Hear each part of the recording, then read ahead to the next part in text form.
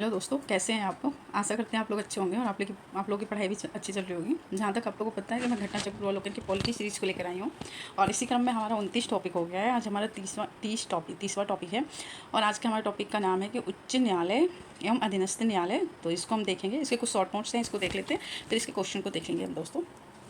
भारतीय संविधान के तहत राज्यों के न्यायिक प्रशासन में उच्च न्यायालय की स्थिति शीर्ष पर होती है। भारतीय संविधान में राज्यों के लिए उच्च न्यायालय हेतु भाग 6 अध्याय 5 के तहत अनुच्छेद 214 से 231 तक का प्रावधान है। तो ये है भाग छः और आर्टिकल है 214 से 231 तक। तो भाग 6 आर्टिकल 214 से 231 तक का प्रावधान है। प्रत्येक राज्य के लिए एक उच्च न्यायालय की व्यवस्था की गई है, लेकिन 7वें संविधान संशोधन अधिनियम 1956 द्वारा प्रतिस्थापित अनुच्छेद 231 के तहत संसद को यह अधिकार है कि वह विधि द्वारा दो या दो से अधिक राज्यों के लिए अथवा दो या अधिक राज्यों या किसी संघ राज्य क्षेत्रों के लिए एक साझा उच्च न्यायालय की स्थापना कर सकती है। अनुच्छेद 231 के तहत मतलब ये क्या है कि जो है संसद विधि के तहत दो या दो से अधिक राज्यों के लिए या दो या अधिक राज्यों या किसी शासित संघ राज्य क्षेत्र के लिए एक साझा उच्च न्यायालय की स्थापना कर सकती है। ये अनुच्छेद 231 के तहत है। अनुच्छेद 230 के तहत संसद विधि द्वारा किसी संघीय राज्य क्षेत्र पर किसी उच्च न्यायालय की अधिकारिता का विस्तार कर सकेगी। संसद विधि द्वारा किसी संघ की राज्य क्षेत्र पर किसी उच्च न्यायालय की अधिकारिता का विस्तार कर सकेगी या किसी संघ राज्य क्षेत्र से किसी उच्च न्यायालय की अधिकारिता का वर्जन कर सकेगी। अनुच्छेद 214 के तहत के अनुसार प्रत्येक राज्य के लिए एक उच्च न्यायालय होगा। अनुच्छेद 215 के अनुसार प्रत्येक उच्च न्यायालय एक अभिलेखीय न्यायालय होगा और अभिलेख न्यायालय होने का तात्पर्य है कि उच्च न्यायालय के अभिलेख, निर्णय, आदेश आदि साक्ष्य मूल्य रखते हैं और उनकी सत्यता पर अधीनस्थ न्यायालयों में प्रश्न नहीं उठाया जा सकता है और उसको अपने अवमानना के लिए दंड देने सहित ऐसे न्यायालय की सभी शक्तियाँ प्राप्त होती हैं। अनुच्छेद 216 के अनुसार प्रत्येक उच्च न्यायालय मुख्य न्यायमूर्ति और ऐसे अन्य न्यायाधीशों से मिलकर बनेंगे जिन्हें राष्ट्रपति समय समय पर नियुक्त करना आवश्यक समझे। उच्च न्यायालय के न्यायाधीशों की नियुक्ति राष्ट्रपति द्वारा की जाती है। उच्च न्यायालय के न्यायाधीश 62 वर्ष की आयु तक पद बने रहते हैं और उच्च न्यायालय के न्यायाधीश राष्ट्रपति को संबोधित करके अपना हस्ताक्षर लेख सहित अपना त्यागपत्र दे सकते हैं। उच्च न्यायालय के न्यायाधीश को राष्ट्रपति के आदेश से पद से हटाया जा सकता है। राष्ट्रपति ऐसा आदेश संसद के प्रत्येक सदन द्वारा उसी सत्र में विशेष बहुमत से पारित प्रस्ताव के आधार पर ही जारी कर सकता है। उच्च न्यायालय के न्यायाधीशों को उच्चतम न्यायालय के न्यायाधीशों के समान प्रक्रिया तथा सिद्ध कदाचार और अक्षमता के आधार पर ही हटाया जा सकता है। अनुच्छेद 217 के क्लॉज 2 के तहत उच्च न्यायालय के न्यायाधीशों को कि ये वही योग्यता है जो भारत के नागरिक हो और ऐसे व्यक्ति जो किसी उच्च न्यायालय या दो से अधिक न्यायालयों में लगातार 10 वर्ष तक अधिवक्ता रहा हो। ऐसे व्यक्ति जो न्यूनतम 10 वर्ष तक राज्य क्षेत्र के न्यायिक पद धारण कर चुके हों। अनुच्छेद 202 के क्लॉज 3 के घ के अनुसार उच्च न्यायालय के न्यायाधीशों के वेतन और भत्ते जो हैं राज्य की संचित निधि से मिलते हैं, जबकि उनकी पेंशन जो है अनुच्छेद 112 क्लॉज 3 घ के तहत भारत की संचित निधि पर भारित होते हैं।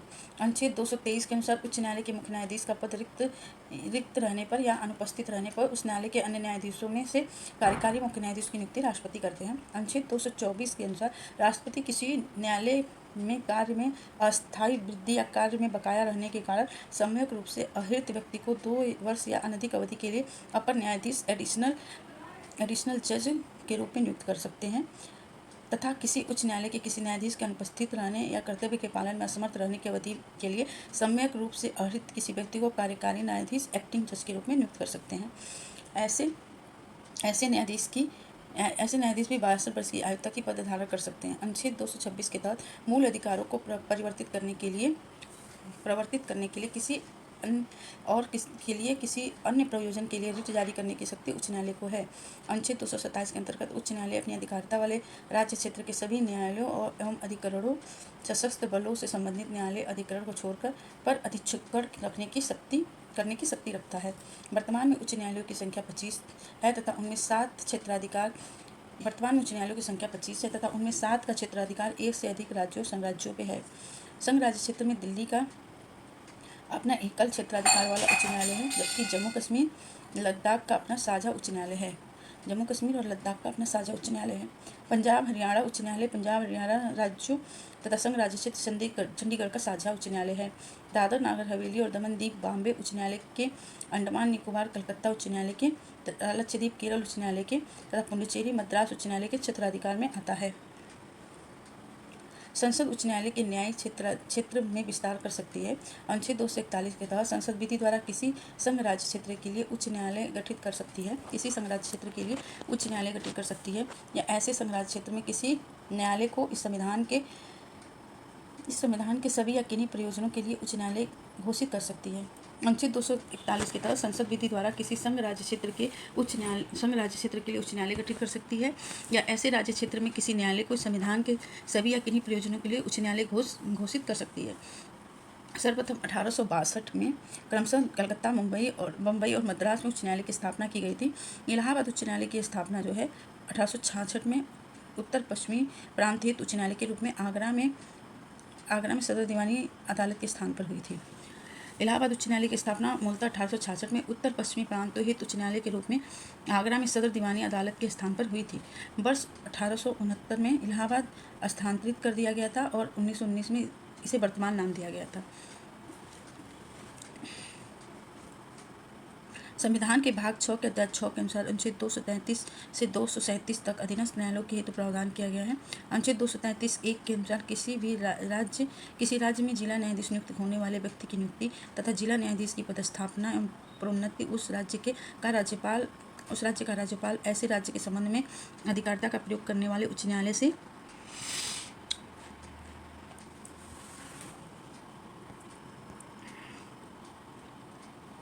अनुच्छेद 233 के अनुसार किसी राज्य में जिला न्यायाधीश नियुक्त होने वाले व्यक्ति की नियुक्ति, जिला न्यायाधीश की पदस्थापना और प्रोन्नति उस राज्य का राज्यपाल ऐसे राज्य के संबंध में अधिकारिता का प्रयोग करने वाले उच्च न्यायालय से परामर्श करके करेगा।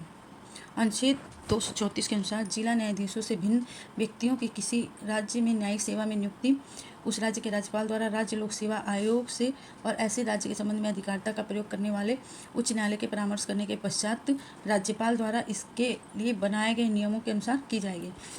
अनुच्छेद 235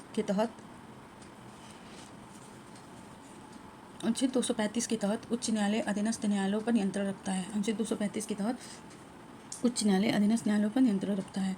विधिक सेवा प्राधिकरण अधिनियम 1987 के प्रावधानों के गठित होने वाली लोक अदालतों के माध्यम से सामान्य न्यायालयों में लंबित मामलों तथा ऐसे किसी न्यायालय के अधिकार क्षेत्र में आने वाले पर दाखिल न किए गए मामलों और विवादों का दोनों पक्षों के मध्य समझौते के आधार पर निपटारा किया जा सकता है। इसमें दीवानी मामलों के साथ साथ कतिपय आपराधिक मामलों पर भी विचार किया जा सकता है। किसी क्षेत्र के लिए आयोजित लोक अदालत में उस क्षेत्र में सेवारत या सेवानिवृत्त न्यायिक अधिकारियों और अन्य व्यक्तियों समानांतर विधिक ज्ञान रखने वाले व्यक्ति सामाजिक कार्यकर्ता शामिल होते हैं। ग्राम न्यायालय अधिनियम 2008 के तहत ग्राम न्यायालय को अधिनियम में प्रदत्त सीमा और अनुसूचियों में निर्दिष्ट सिविल तथा आपराधिक दोनों ही मामलों की सुनवाई का अधिकार है। उच्च न्यायालय में न्यायाधीशों की संख्या निर्धारित करने का अधिकार निम्नलिखित में से किसके पास है? तो ये राष्ट्रपति के पास है। भारतीय संविधान के तहत राष्ट्रपति को उच्च न्यायालय में न्यायाधीशों की संख्या निर्धारित करने का अधिकार प्राप्त है। संविधान के अनुच्छेद 216 के अनुसार प्रत्येक उच्च न्यायालय मुख्य न्यायमूर्ति और ऐसे अन्य न्यायाधीशों से मिलकर बनेगा जिसे राष्ट्रपति समय समय पर नियुक्ति करना आवश्यक समझे। निम्नलिखित में से भारत में एक उच्च न्यायालय के बारे में क्या सही नहीं है? भारत में एक उच्च न्यायालय के बारे में क्या सही नहीं है? तो द्वितीय अपील उच्च न्यायालय की अपीलीय क्षेत्राधिकार है। उच्च न्यायालय के प्रत्येक न्यायाधीश की नियुक्ति राष्ट्रपति करता है। उच्च न्यायालय के न्यायाधीशों की नियुक्ति राज्यपाल करता है, ये गलत है, राष्ट्रपति करता है। उच्च न्यायालय लोक हितवाद से संबंधित आवेदन स्वीकार कर सकता है, तो सब सही, सी गलत।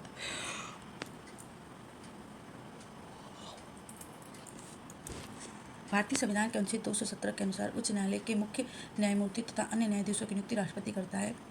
इसके लिए भारत के मुख्य न्यायमूर्ति से उस राज्य के राज्यपाल से तथा मुख्य न्यायमूर्ति से भिन्न किसी न्यायाधीश की नियुक्ति की दशा में उच्च न्यायालय के मुख्य न्यायमूर्ति से परामर्श के पश्चात राष्ट्रपति अपने हस्ताक्षर और मुद्रा सहित अधिपत्र द्वारा उच्च न्यायालय के प्रत्येक न्यायाधीशों की नियुक्ति करेगा। अन्य सभी विकल्प सही हैं।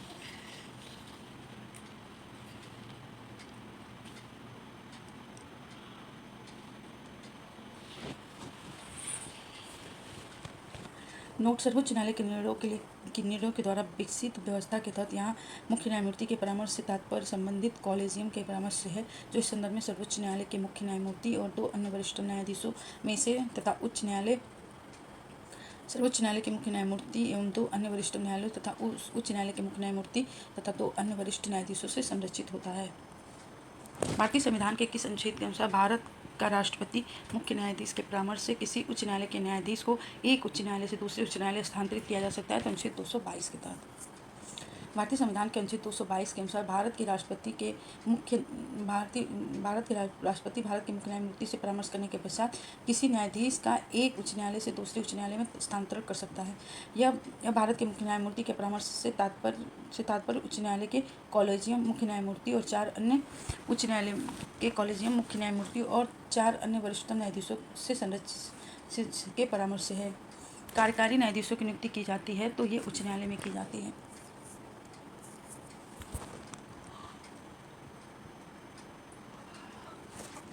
अनुच्छेद 224 के तहत उच्च न्यायालय में अपर, एडिशनल और कार्यकारी एक्टिंग न्यायाधीशों की नियुक्ति का प्रावधान है। अनुच्छेद 224(a) के अनुसार किसी भी उच्च न्यायालय में कार्य में किसी अस्थायी वृद्धि के कारण उसमें कार्य में बकाया होने के कारण राष्ट्रपति को यह प्रतीत होता है कि उस न्यायालय में न्यायाधीशों की संख्या को तत्समय बढ़ा देना चाहिए, तो राष्ट्रपति सामूहिक रूप से आहरित व्यक्तियों को 2 वर्ष से अनधिक ऐसी अवधि के लिए जो वह निर्दिष्ट करे उच्च न्यायालय का अपर न्यायाधीश नियुक्त कर सकेगा।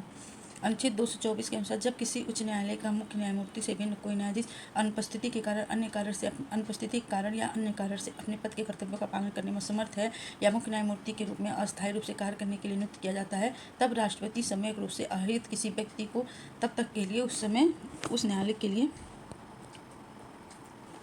न्यायाधीश के रूप में कार्य करने के लिए नियुक्त कर सकेगा जब तक वह स्थायी न्यायाधीश अपने कर्तव्यों को फिर से नहीं संभाल लेता है। अनुच्छेद 224 के क्लॉज 3 के अनुसार उच्च न्यायालय के ऊपर या कार्यकारी न्यायाधीश के रूप में नियुक्त कोई व्यक्ति 62 साल की आयु प्राप्त कर लेने के पश्चात धारण नहीं करेगा। उल्लेखनीय है कि अनुच्छेद 127 के तहत उच्चतम न्यायालय तदर्थ न्यायाधीशों की नियुक्ति का प्रावधान है। अनुच्छेद 127 के तहत उच्चतम न्यायालय में तदर्थ एडहॉक न्यायाधीशों की नियुक्ति का प्रावधान है। उच्च न्यायालय के न्यायाधीशों के वेतन और भत्ते दिए जाते हैं तो ये भारत की राज्य की समेकित निधि से। संविधान के अनुच्छेद 202 के क्लॉज 3 के घ के अनुसार उच्च न्यायालय के न्यायाधीशों के वेतन व भत्ते राज्य की संचित निधि से दिए जाते हैं, किंतु अनुच्छेद 112 के क्लॉज 3 घ के तहत इन्हें पेंशन भारत की संचित निधि से दी जाती है। उच्च न्यायालय के सेवानिवृत्त जज को पेंशन कहाँ से दी जाती है, तो ये भारत की संचित निधि से दी जाती है। उच्च न्यायालय के न्यायमूर्ति की सेवानिवृत्ति की आयु क्या है, तो 62 वर्ष है। संविधान के अनुच्छेद 217 के क्लॉज 1 के तहत उच्च न्यायालय के न्यायमूर्ति की सेवानिवृत्ति की आयु 62 वर्ष है। अनुच्छेद 217 क्लॉज 1 में 15वें संविधान संशोधन अधिनियम 1963 द्वारा यह उम्र सीमा निर्धारित की गई है। ज्ञातव्य है कि उच्च न्यायालय के न्यायाधीशों की सेवानिवृत्ति आयु 62 वर्ष से बढ़ाकर ज्ञातव्य है कि उच्च न्यायालय के न्यायाधीशों की सेवानिवृत्ति की आयु 62 वर्ष से बढ़ाकर 65 वर्ष करने हेतु 114वां संविधान संशोधन विधेयक लोकसभा में 2010 में प्रस्तुत किया गया था, परंतु तत्कालीन 15वीं लोकसभा के 2014 में विघटन से यह व्यक्तिगत हो गया। उच्च न्यायालय के न्यायाधीशों की अधिकतम आयु सीमा कितनी है, तो 62 वर्ष है।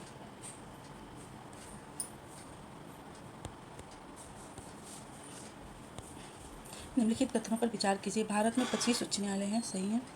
और पंजाब, हरियाणा और केंद्र शासित प्रदेश चंडीगढ़ का एक ही सामूहिक उच्च न्यायालय भी सही है। राष्ट्रीय राजधानी क्षेत्र दिल्ली का स्वयं का उच्च न्यायालय की भी सही है, तो तीनों सही हैं।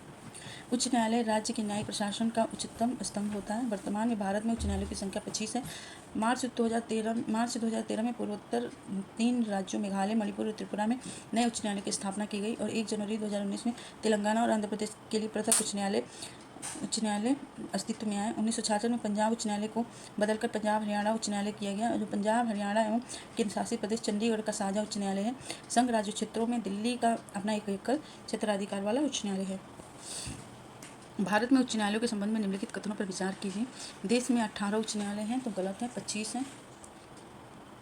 उनमें से 3 का क्षेत्राधिकार 1 से अधिक राज्यों के हैं, 7 का है, ये भी गलत है, ये भी गलत है। किसी भी संघ राज्य क्षेत्र का अपना उच्च न्यायालय नहीं है दिल्ली का है, तो ये भी गलत है। उच्च न्यायालय के न्यायाधीश 62 वर्षीय उम्र में तक पद धारित करते हैं, तो यही सही है, 4। वर्तमान में कुल 25 उच्च न्यायालय हैं, जिसमें 7 का क्षेत्राधिकार 1 से अधिक राज्यों और संघ राज्य क्षेत्रों के हैं। संघ राज्य क्षेत्र दिल्ली का अपना एकल क्षेत्राधिकार वाला उच्च न्यायालय है, जबकि जम्मू कश्मीर, लद्दाख का अपना साझा उच्च न्यायालय है। पंजाब, हरियाणा और पंजाब हरियाणा उच्च न्यायालय भी पंजाब हरियाणा उच्च न्यायालय और संघ राज्य क्षेत्र चंडीगढ़ का साझा उच्च न्यायालय है। उच्च न्यायालय के न्यायाधीशों को 62 वर्ष तक अपना पदभार कर सकते हैं न्यायालय के न्यायाधीश। भारत में उच्च न्यायालय की संख्या कितनी है? तो 25 है।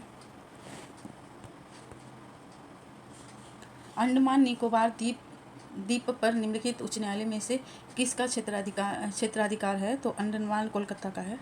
कोलकाता उच्च न्यायालय के क्षेत्राधिकार में अंडमान निकोबार द्वीप आता है।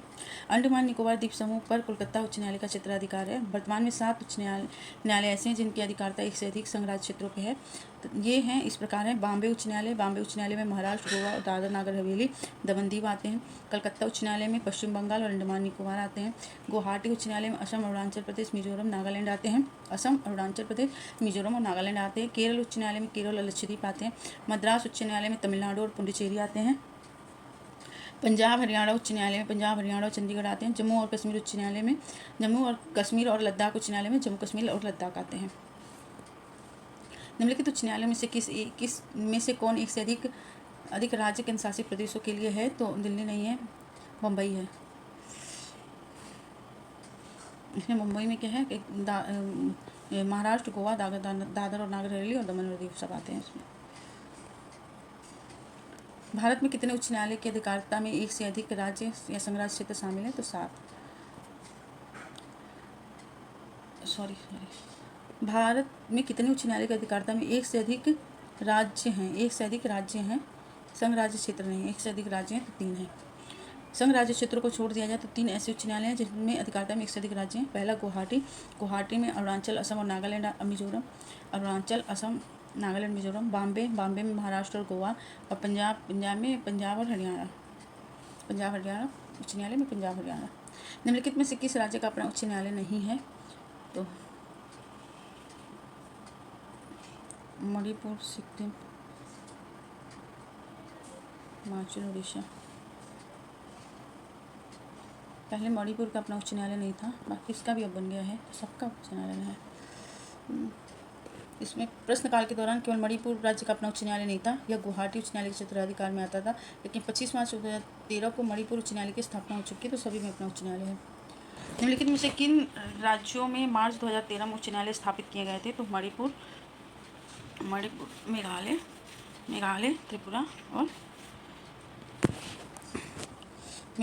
त्रिपुरा और एक और था मणिपुर। मेघालय, त्रिपुरा और मणिपुर 3 उच्च न्यायालय स्थापित किए गए थे, तो इसका यही होगा। संसद द्वारा पारित अधिनियम के तहत केंद्र द्वारा अधिसूचना जारी कर पूर्वोत्तर राज्य मेघालय,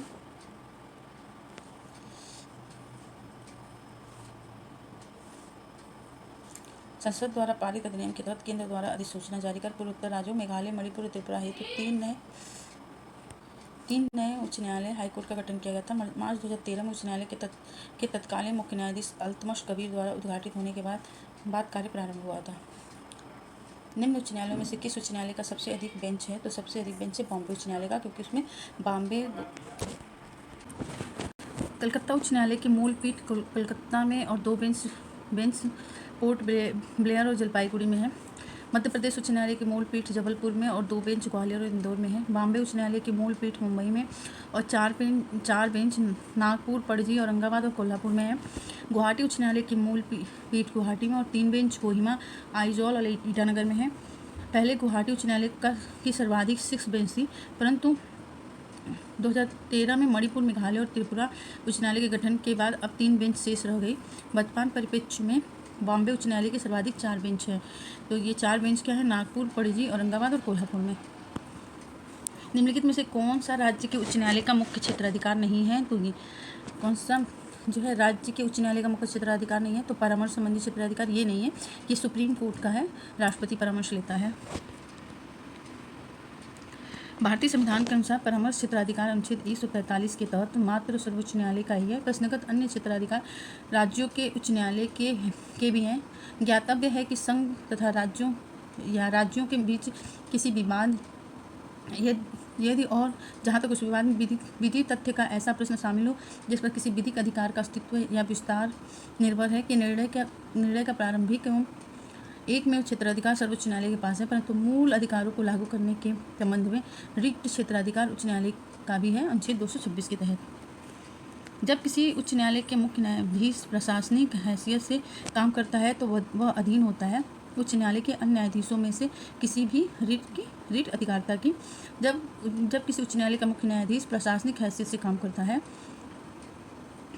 तो वह अधीन होता है उच्च न्यायालय के अन्य न्यायाधीशों में से किसी भी रीट अधिकारिता के अधीन होता है। जब उच्च न्यायालय का मुख्य न्यायाधीश दोहरी भूमिका निभाता है, प्रथम वो न्यायिक कार्य करता है और द्वितीय वो प्रशासनिक हैसियत से कार्य करता है, तो प्रशासनिक हैसियत से कार्य करते हुए वह निचली अदालतों का पर्यवेक्षक, अधीक्षण और प्रशासन और नियंत्रण का कार्य करता है।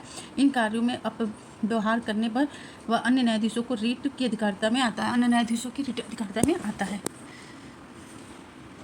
एक उच्च अधिकार प्राप्त न्यायालय का उत्प्रेषण रीट जारी की जाती है। एक उच्च अधिकार प्राप्त न्यायालय द्वारा उत्प्रेषण रीट जारी की जाती है एक अधीनस्थ न्यायालय को कि वह पुनरीक्षण रिव्यू हेतु एक मामले की विशेष कार्यवाही का अभिलेख उसे हस्तांतरित कर दे। तो यही है।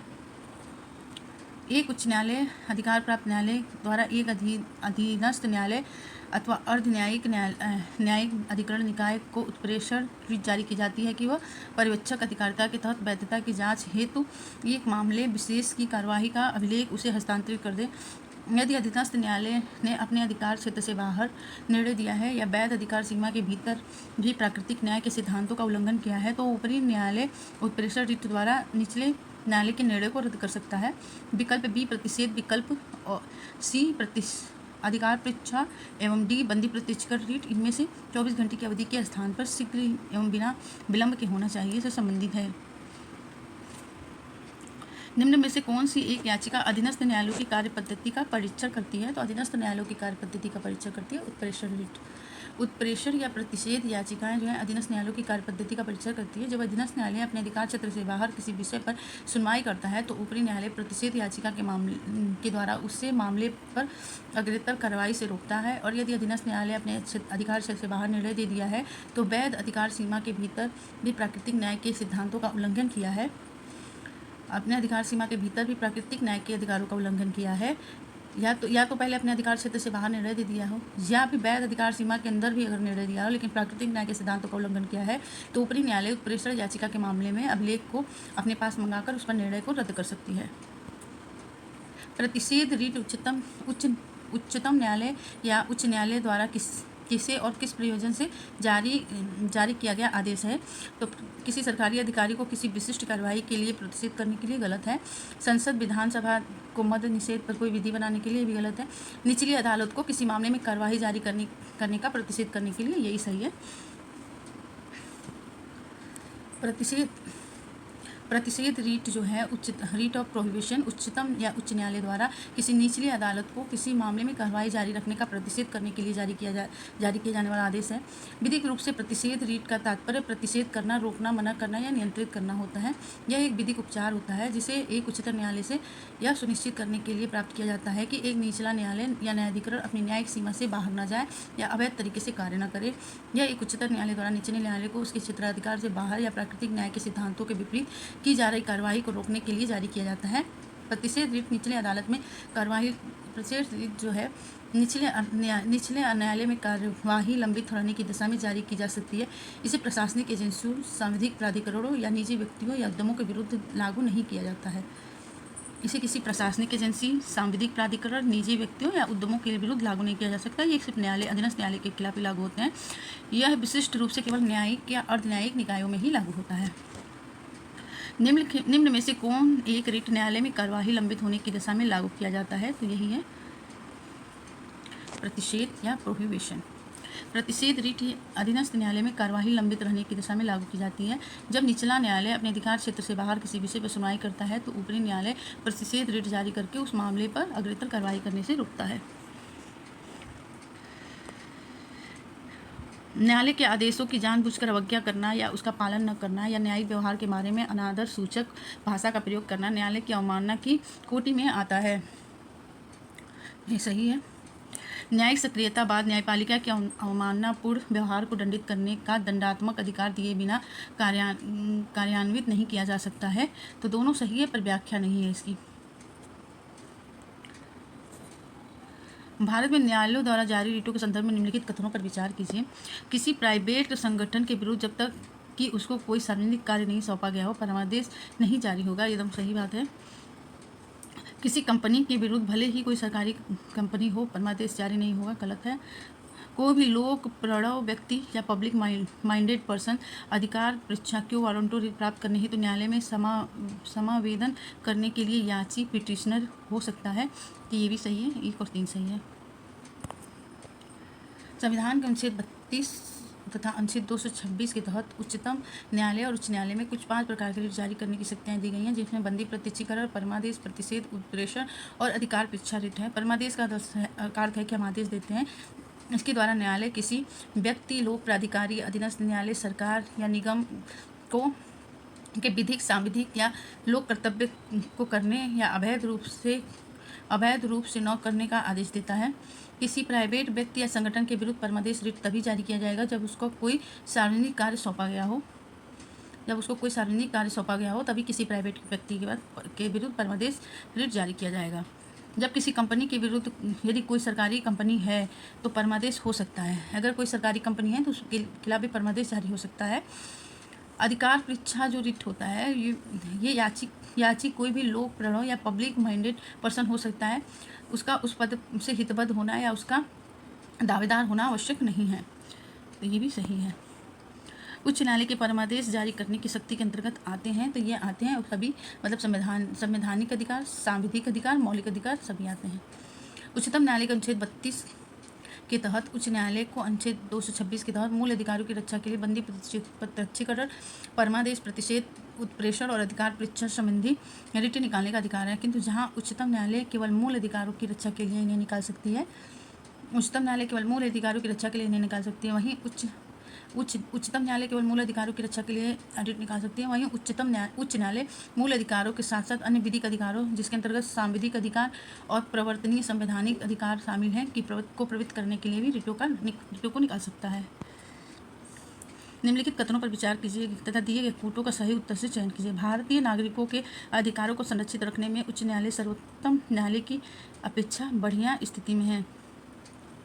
भारतीय नागरिकों के अधिकारों को संरक्षित रखने में उच्च न्यायालय सर्वोच्च न्यायालय की अपेक्षा बढ़िया स्थिति में है। सही है।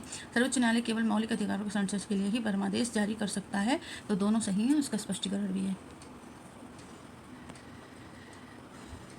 संविधान के अनुच्छेद 32 के तहत सर्वोच्च न्यायालय मौलिक अधिकारों के संरक्षण के लिए परमादेश जारी कर सकता है, जबकि अनुच्छेद 226 के तहत उच्च न्यायालय मौलिक अधिकारों को प्रवर्तित कराने के साथ साथ अन्य प्रयोजनों से भी रिट जारी कर सकता है। साथ ही उच्च न्यायालय अधीनस्थ न्यायालयों के पर्यवेक्षक के द्वारा भी भारतीय नागरिकों के अधिकारों का संरक्षण करने में समर्थ है। इस प्रकार कथन कार्य दोनों सही है और उसकी व्याख्या भी है। भारत में उच्च न्यायालय के न्यायाधीशों को हटाने के लिए रीति उच्चतम न्यायालय के न्यायाधीशों को हटाने की रीति के समान है, एकदम सही है। उच्च न्यायालय का कोई स्थायी न्यायाधीश अपने पद से सेवानिवृत्ति के पश्चात किसी भी न्यायालय या किसी अधिकारी के समक्ष अभिभाषण नहीं कर सकता, तो सुप्रीम कोर्ट में कर सकता है। केवल एक सही है। अनुच्छेद 217 के 1 ख के अनुसार उच्च न्यायालय के किसी न्यायाधीश को उच्चतम न्यायालय के न्यायाधीश को हटाने के लिए अनुच्छेद 124 के खंड 4 में उपबंधित रीति से उसके पद से राष्ट्रपति द्वारा हटाया जा सकता है। इन्हें संविधान के अनुच्छेद 124 के क्लॉज 4 में विहित प्रक्रिया से संबंधित कदाचार या समर्थकता के आधार पर संसद द्वारा अधिनियमित न्यायाधीश जांच अधिनियम 1968 के तहत संसद के प्रत्येक सदन में विशेष बहुमत, सदन की कुल सदस्य संख्या के बहुमत तथा उपस्थित पर मत देने वाले सदस्यों के 2/3 बहुमत द्वारा समर्थित पद से हटाने संबंधी समावेदन से राष्ट्रपति के आदेश द्वारा पद से हटाया जा सकता है। अनुच्छेद 220 के अनुसार उच्च न्यायालय का स्थायी न्यायाधीश सेवानिवृत्ति के पश्चात जिस उच्च न्यायालय में वो स्थायी न्यायाधीश रहा उससे भिन्न वह अन्य उच्च न्यायालय या उच्चतम न्यायालय में अभिभाषण का कार्य कर सकता है, जबकि अन्य उच्च न्यायालय तथा उच्चतम न्यायालय में अभिभाषण का कार्य कर सकता है, जबकि उच्चतम न्यायालय का सेवानिवृत्त न्यायाधीश भारत के किसी भी न्यायालय या प्राधिकारी के समक्ष अभिभाषण का कार्य नहीं कर सकता है। एक उच्च न्यायालय का न्यायाधीश अपना त्यागपत्र संबोधित करता है राष्ट्रपति को। उच्च न्यायालय का न्यायाधीश अपने पद की शपथ लेने के लिए 62 वर्ष की आयु तक अपने पद पर कार्यरत रहता है। इससे पूर्व वह राष्ट्रपति को संबोधित अपने हस्ताक्षर युक्त पत्र द्वारा अपना त्यागपत्र कर सकता है। साथ ही उसे सिद्ध कदाचार और समर्थता के आधार पर संसद के दोनों सदनों द्वारा अलग अलग अपने कुल बहुमत अलग अलग अपने कुल बहुमत उपस्थित और मतदान करने वाले सदस्यों के 2/3 बहुमत द्वारा समर्थित पद से हटाने संबंधी समावेदन से राष्ट्रपति द्वारा पदमुक्त किया जा सकता है। किस न्यायमूर्ति के खिलाफ वर्ष 2011 में राज्यसभा में महाभियोग का प्रस्ताव पास किया, किंतु अपने बचाव के लिए उसने लोकसभा द्वारा उसी प्रस्ताव के पास होने से पूर्व त्यागपत्र दे दिया था?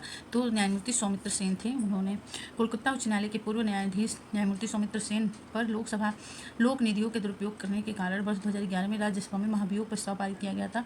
स्वतंत्र भारत में किसी न्यायमूर्ति के खिलाफ ऐसा प्रस्ताव पारित होने वाला पहला मामला था। यह प्रस्ताव लोकसभा में प्रस्तुत किए जाने के पूर्व 1 सितंबर 2011 को उन्होंने अपने पद से इस्तीफा दे दिया। स्वतंत्र भारत में पहली बार न्यायमूर्ति बी रामास्वामी के विरुद्ध 1993 में संसद में महाभियोग प्रस्ताव लाया गया था।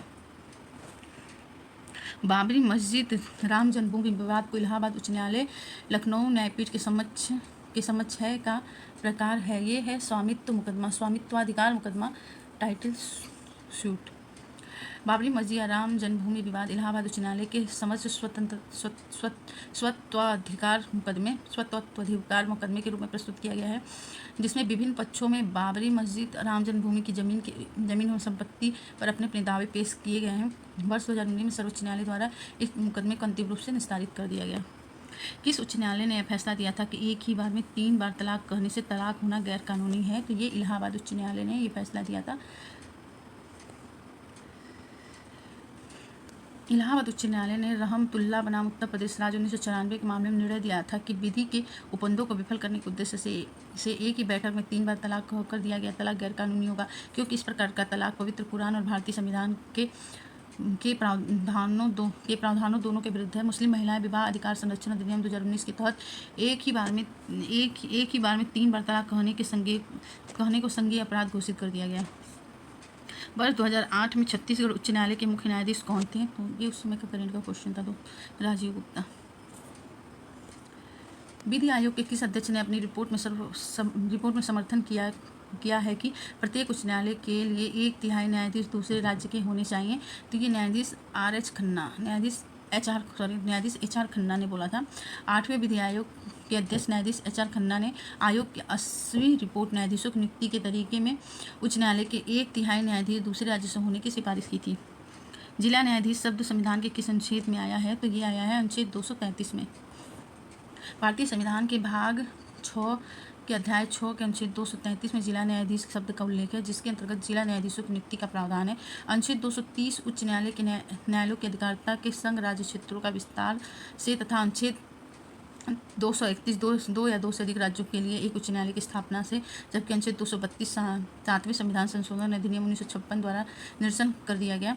और अनुच्छेद 233 अतिरिक्त अनुच्छेद 233 को 34 35 और 234 235 236 भी जिला न्यायाधीशों का उल्लेख है।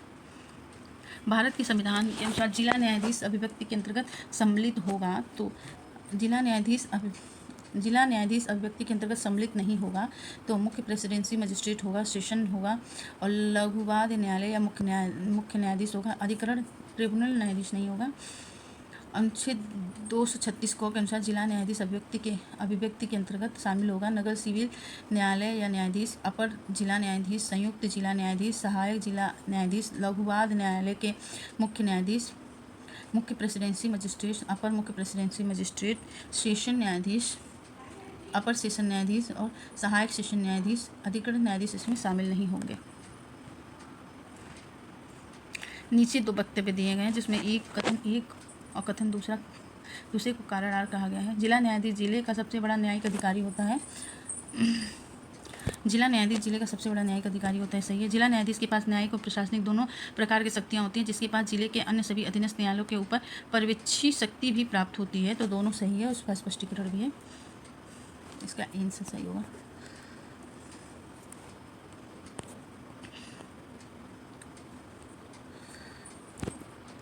संविधान के अनुच्छेद 233 के तहत जिला न्यायाधीश की नियुक्ति संबंधित राज्य के राज्यपाल द्वारा उस राज्य के संबंध में अधिकारिता का प्रयोग करने वाले उच्च न्यायालय के परामर्श से की जाती है। जिला न्यायाधीश जिले के सर्वोच्च न्यायिक अधिकारी होता है, जिसके पास न्यायिक एवं प्रशासनिक दोनों प्रकार की शक्तियाँ होती हैं। जिला न्यायाधीश के पास जिले के अन्य सभी अधीनस्थ न्यायालयों के ऊपर पर्यवेक्षी शक्ति भी होती है। इस प्रकार कथन और कारण दोनों सही हैं।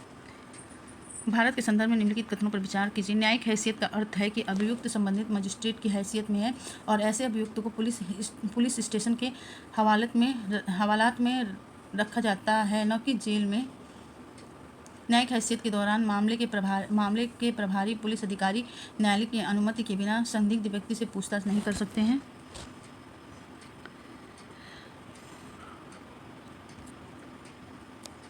इसका भी सही है दोस्तों, इसमें पुलिस अधिकारी न्यायालय की अनुमति के बिना संदिग्ध व्यक्ति से पूछताछ नहीं करेंगे, ये भी सही है।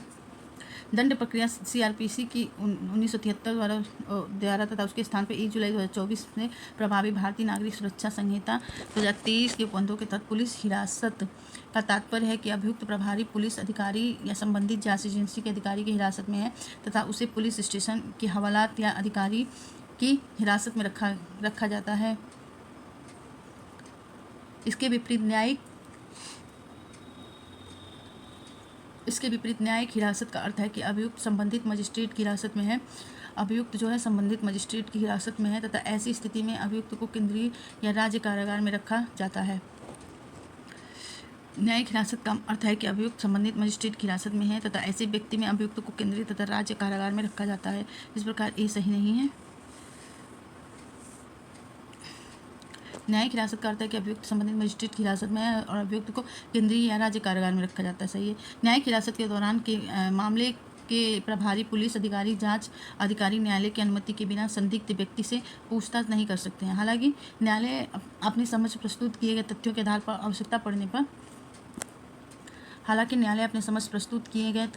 आवश्यकता समझने पर संबंधित अधिकारी को अभियुक्त से पूछताछ की अनुमति दे सकता है। भारत में दैनंदिन जेल प्रशासन के लिए जेलों का अनुरक्षण राज्य सरकारें अपने नियमों और विनियमों से कर सकती हैं। मतलब भारत में रोज जो जेल प्रशासन के लिए जो चीज़ें हैं उनका अनुरक्षण राज्य सरकारें अपने नियम और विनियम बना सकती हैं। भारत में जेल का नियंत्रण